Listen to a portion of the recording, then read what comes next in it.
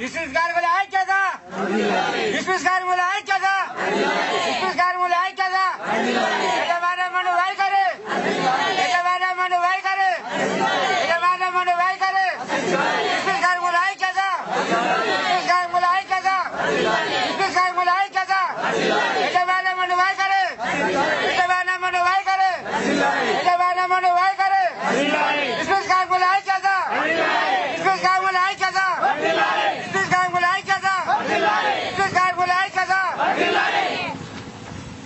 ఈ పక్కలతో నువ్వు మాట్లాడుతున్నావు గంతే ఉండు మాట్లాడు.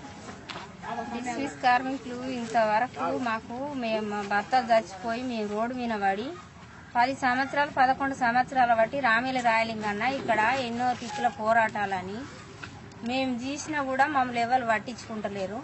నిన్న గివారకు తండ్రుల పని కోసం 2 లక్షలు తీసుకొని పక్క జరిగిన వాళ్ళ కోసం నల్లాలోదని వచ్చి నేనుంటా ఐక్యత అని చెప్పి మాట్లాడుతాడు. ఒక్కరోజు కూడా మాకు వచ్చి మా లింగన్న ఇక్కడ ఉండగా కూడా ఎన్నోసార్లు మా దగ్గరకు వచ్చి మాట్లాడమని కూడా బతిలాడినట్టు మేము బతిలాడినా కూడా రాలేదు. వీడికి అందరు కూడా వాళ్ళకి ఐక్యత ఇస్తాండ్రు, అందరు వాళ్ళ మద్దతు ఇస్తాండ్రు. మాకు మాత్రం ఎవరు వస్తలేరు, మా కోసం మాట్లాడిన వాళ్ళు లేరు. ఏ ఓనియర్ కూడా మాకు మాట్లాడతలేరు, ఏ లీడర్ మాకు మాట్లాడతలేరు. ఎవరు గెలిచిన వాళ్ళు ఇగత్తారో మాకు అన్నం పెడతారో అని చెప్పి మేము ఎదురు చూసుకుంటాం. మేము సిప్పలు పట్టుకొని ఎదురు చూస్తాం. మా సిప్పల మీదకి కాలతో అనుకుంటా పోతారు. కానీ మా కోసం మాట్లాడిన వాళ్ళు అయితే ఇక్కడ ఎవ్వరు లేరు. మా కోసం అన్నం పెట్టాలి ఫలాని మనిషి కూడా ఉన్నది, వాళ్ళు వెనక పడిపోయినరు అని చెప్పి మాత్రం ఎవరు అత్తలేరు, మా కోసం ఎవరు మాట్లాడతలేరు. మేము జీవం ఆఫీసులో పోయి కూడా ఎన్నోసార్లు మేము ధర్నాలు దందాలు చేసినప్పటికైనా కానీ ఏందమ్మా ఇత్తం కాని పోరాదుండి ఏం మాట్లాడుతారని లింగన్న మమ్మల్ని కూడా తరిమి ఎల్లగొట్టిన రోజులు కూడా ఉన్నాయి. మేము రోడ్డు మీద పడి గుచ్చబడుకున్న రోజులు కూడా ఉన్నాయి. మేము చిప్పలు పట్టుకొని రోడ్ల పండు తిరిగిన రోజులు కూడా ఉన్నాయి. మేము ఇక్కడ నుంచి శ్రీరాంపురం మేము అక్కడికి అది ఆఫీస్ కూడా నడిచిపోయినాం. సార్సులు లేకుండా నడిచిపోయి అక్కడ ధర్నా చేసినా గానీ ఇక ఇస్తామని అన్నారు, లెటర్ తీసుకున్నారు. ఇగిస్తాం అగిస్తామని ఇప్పటికి 11-12 సంవత్సరాల కొంటి ఆడోళ్ళను మగోళ్ళను తింపుకుంటూనే ఉన్నారు. ఇలా సగం మంది చనిపోయినరు తిరిగే. మా భర్తలు చనిపోయి మేము రోడ్డు మీద పడ్డా కూడా మమ్మల్ని పట్టించుకున్న వాళ్ళు ఎవరు లేరు. ఇంతవరకు కూడా మాకు అన్నం పెడతాము, వీళ్ళకి పిల్లలు ఉన్నారా, వీళ్ళకి భార్యలు ఉన్నారా, వీళ్ళకి ఇల్లు ఉన్నదా, వీళ్ళకి సంసారం ఉన్నదా అన్నది కూడా మా వైపున మాట్లాడిన వాళ్ళు ఎవరు లేరు. ఇప్పటికైనా మా కోసం కూడా మీరు మాట్లాడాలని మిమ్మల్ని పెద్దోళ్ళు ఎవరు ఉన్నా గానీ గెలిచిన యూనియన్లు అయినా గానీ లీడర్లు అయినా గానీ పెద్దోళ్ళు ఎవరు ఉన్నా గానీ మా కోసం మాట్లాడాలని మిమ్మల్ని మేము దయచేసి. మా భర్తలు చనిపోయినరు, మా భర్తలు చనిపోతే రోళ్ల పొంట కైకిలు చేసుకుంటా కూలి చేసుకుంటా ఉన్నాము. ఉంటే అందరూ రాయలింగన్నతోని మనము ఎక్కడెక్కడో పోయి దీక్షలు చేసినాం. ఇక అత్తది పని అగత్తది ఇక అత్తది అని అన్నారు. ఆ పని లేదు పాట లేదు, మమ్మల్ని చూసిన వాళ్ళు ఎవరు లేరు. తెలంగాణ అత్తది, తెలంగాణ అత్తే కొడుకులకు అత్తది పని, తెలంగాణ అత్తే అందరికి పనులు వస్తాయి, ఆడోళ్ళకి వస్తాయి, మగోళ్ళకి వస్తాయి అనుకుంటూనే ఉంటే మేము చూసుకుంటూనే పోతాం. మమ్మల్ని పిలిచినోడు లేడు, మాకు చెప్పినోడు లేడు. ఎందుకమ్మా మీకు ధైర్యం ఉన్నది కదా, మీ ధైర్యంతో పోరాడుతాండ్రు కదా, మేము ఇస్తాము అన్న మానవుడు సగలేడు. కేసీఆర్ ఎక్కితే ఇస్తాడు పని, కేసీఆర్ ఎక్కితే పని ఇస్తాడు అని అన్నాడు. కేసీఆర్ లేదు పని ఇచ్చుడు, మమ్మల్ని మాట్లాడు లేదు. చిన్నయ్య మేము ఎమ్మెల్యేము ఎంసీలు అవుతాము, మేము అందరికి అన్నాలు పెడతాము, ఏం పెడతాం ఇది పెడతాం అది పెడతాం అన్నోళ్ళు అది సగా లేకుండా చేసిరు. వాళ్ళు ముంగటత్తు లేదు.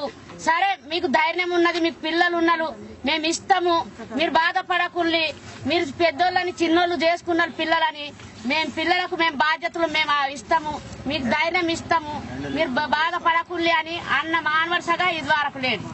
99 మొట్టమొదలు కొత్తగూడెం హెడ్ ఆఫీస్ ముంగట 2000 సంవత్సరాల ఇంటర్వ్యూ చేసిండ్రు.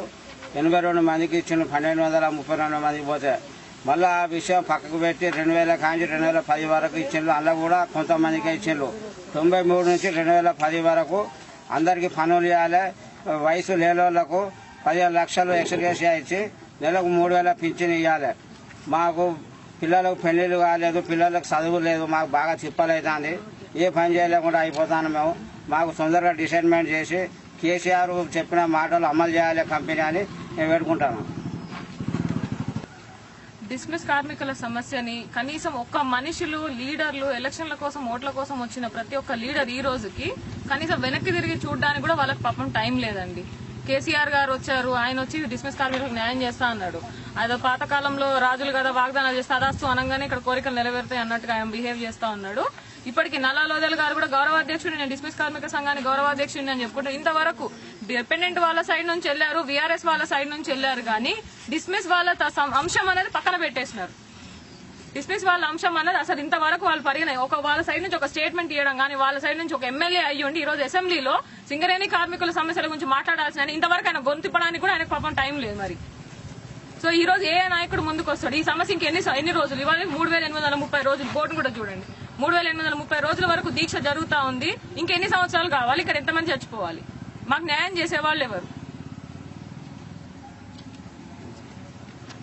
మా దగ్గర వచ్చిన ప్రతి ఒక్క లీడర్ చెప్తున్నాము, మిమ్మల్ని ఇప్పటి వరకు గౌరవించినాము, మీరు అన్న ప్రతి మాటలు పిచ్చోళ్ళలాగా నమ్మినాము, మీ మాటకు మేము ఇప్పటివరకు విలువ ఇచ్చినాము. కానీ ఇదే లీడర్లు, ఇదే జనము, ఇదే డిస్మిస్ కార్మికులు మీ దిష్టి బొమ్మలు తగలబెట్టి మీ ఫోటోలకు చెప్పులదండ వేసే దిష్టి రోజు మాత్రం మీరు తెచ్చుకోకండి. ఇప్పటికన్నా మా సమస్యను గుర్తించండి, మాకు న్యాయం చేయండి.